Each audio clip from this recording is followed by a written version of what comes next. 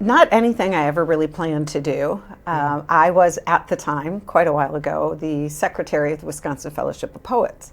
And just, going back through old notes, it was all hard copies, so I was going through these old binders, and I saw many, many years ago in the late 80s a discussion about starting a Wisconsin Poet Laureate. And a number of arts organizations talked, and they decided not to pursue it. I thought that was interesting, so I just started asking the question, why not? Why should we?